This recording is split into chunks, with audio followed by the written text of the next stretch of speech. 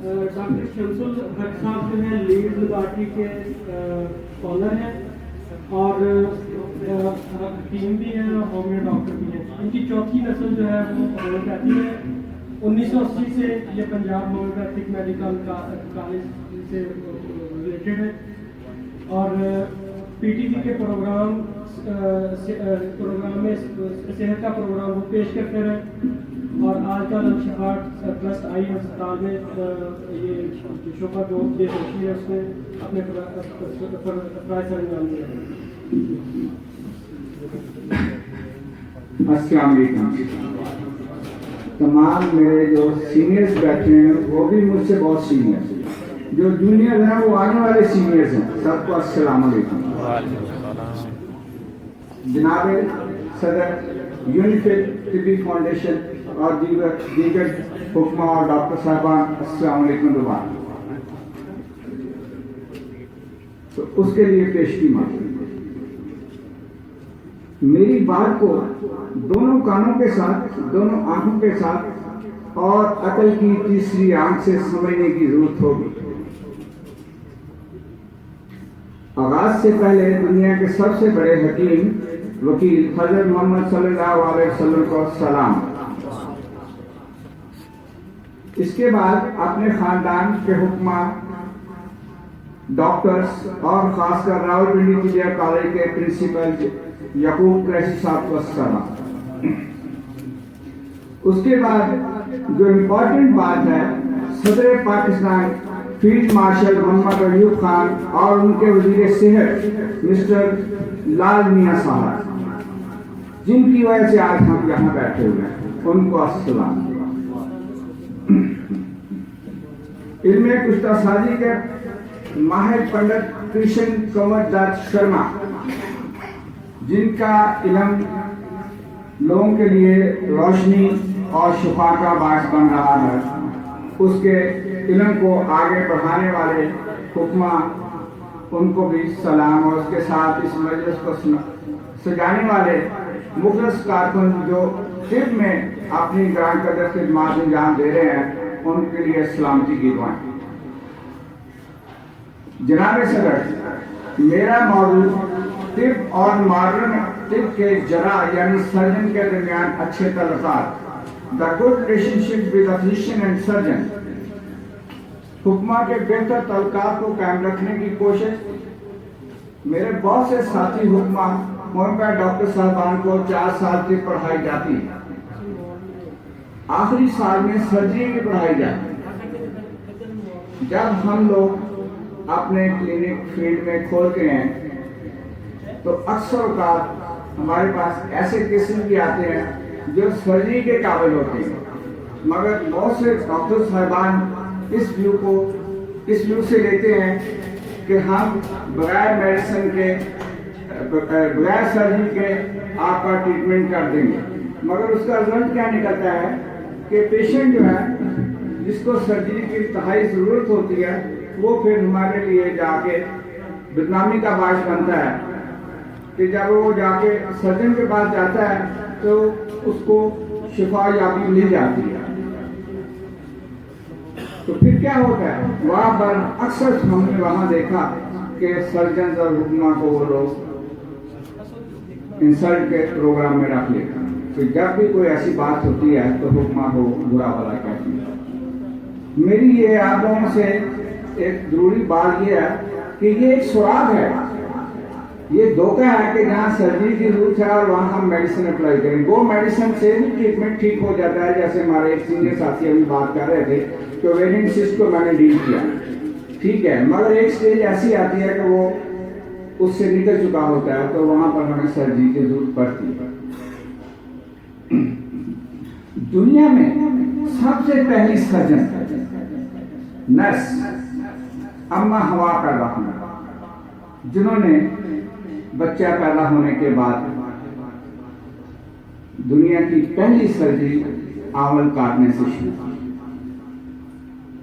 یہ فوکس رکھیے کہ یہ بات پہلے کہیں کسی کتاب میں نہیں لکھی.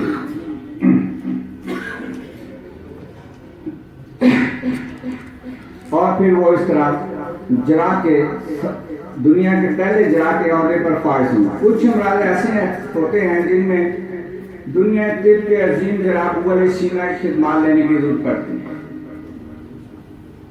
مثلاً کولسسٹائٹس ہو جاتا ہے, پتے میں پتھریاں پیدا ہو جاتی ہیں. ہمارے بہت سی میڈیسن ایسی ہیں جن سے ہم اس کو ریموو بھی کر سکتے ہیں, مگر ایک اسٹیج ایسی ہوتی ہے کہ پتھریاں اتنے بڑے سائز کی ہوتی ہیں کہ وہ ڈیزالو نہیں ہو سکتی. اس کے لیے بھی ہمیں ایک سرجری کی ضرورت پڑتی ہے. یہاں پر بھی بہت سے ڈاکٹرز اسی طرح طریقہ کرتے ہیں کہ ہم آپ کے پتے کی پتھریاں ریموو کر دیں گے, مگر ہوتا ایسے نہیں ہے, کیونکہ ہمارے ڈاکٹر صاحبان اور حکمہ جو ہیں ان کے پاس پیشنٹ انٹری تو موجود ہوتی ہے کہ ہم نے کتنے مریض دیکھے, مگر ان کے پاس یہ رویہ نہیں ہوتا کہ ہم نے کتنے مریضوں کو ٹریٹمنٹ دینے کے بعد ڈسچارج کیا کہ further no need of treatment, are you okay, آپ شفا پا چکے ہیں, اب آپ کو فردر ضرورت نہیں ہے ٹریٹمنٹ کی, آپ کو ڈسچارج کیا جاتا ہے. اس کا گراف ان کے پاس بالکل نہیں ہوتا,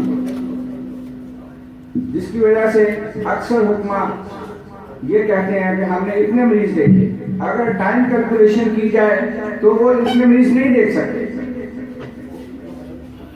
مریض دیکھنے کا, مریض کے گراف کا یونائٹڈ نیشن جو چارٹ بتاتا ہے آپ کو, وہ یہی کہتا ہے کہ آپ نے کتنے مریضوں کو شفا یاب کیا, اس کا ریکارڈ کیا, کتنے مریضوں کو آپ نے سرجن کی طرف بھیجا کہ وہ دوسری طرف سے اللہ کے فضل سے شفا یابی حاصل کر سکے. یہ ریکارڈ آپ لوگ اکثر نہیں رکھتے, میرا خیال کوئی نہیں رکھتا, نماز والی بات. تو میری اب آپ لوگوں سے یہ درخواست ہے کہ آپ اگر کسی مریض کو پرائمری سطح پہ میڈیسن ٹریٹمنٹ دیتے ہیں جو کہ سرجری کے قابل ہے, اس کے بعد آپ کو اپنا کیس جو ہے وہ سرجن کی طرف ریفر کرنا چاہیے. اس سے آپ کو فائدہ بہت ہوگا, ندامت نہیں ہوگی کہ آپ اپنے علم کو اپنے لیٹر پیڈ پہ اس کی تشخیص, اس کے وائٹل سائنس لکھ کر سرجن کے پاس بھجوا دیں گے, اور جب آپ اپنی وہ صرف مریض کو اس ذریعے سے سمجھائیں گے کہ آپ کیا علاج اب ہمارے پاس موجود نہیں ہے, بہتر ہے کہ آپ سرجری کروا لیں, تو مریض جب وہ پرچی لے کر سرجن کو ملے گا, اور سرجن اگر کھلے ذہن کا ہوا, آج کل کے نوجوان MBBS ڈاکٹر جیسا نہ ہوا, تو وہ یقیناً آپ کی اس تشخیص کو اگر مثبت قرار دے گا تو اس کی سرجری کرے گا. جو کام بھی ہونا ہے وہ اللہ کے فضل سے ہونا ہے.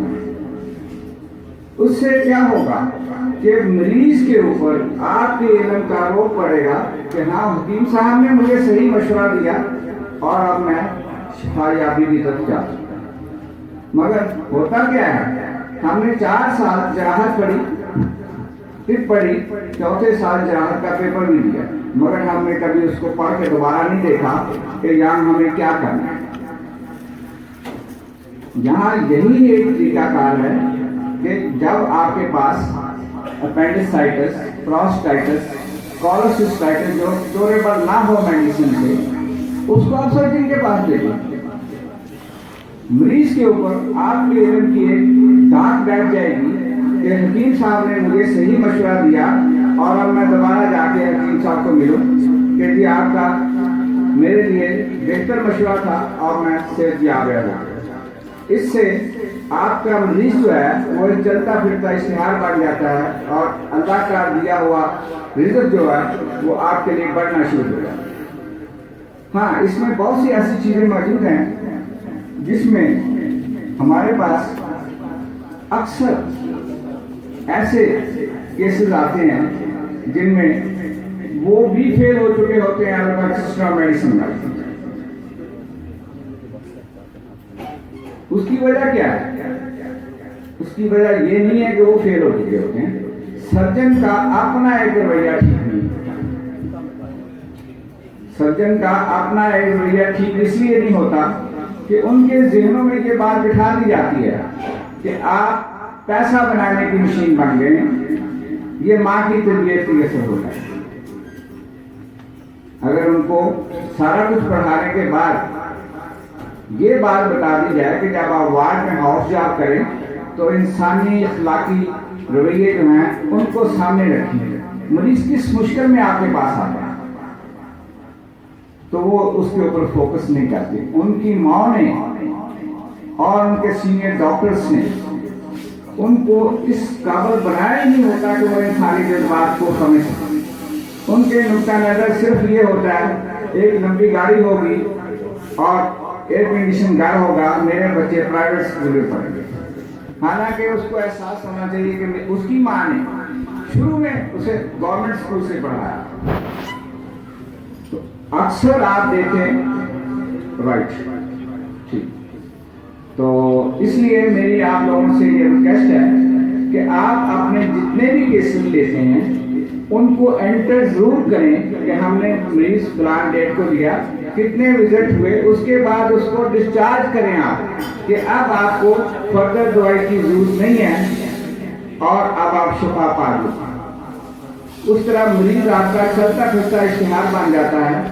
تو باتیں تو بہت تھیں مگر میں یہ چاہتا ہوں کہ ایک منٹ مجھے اور مل جائے.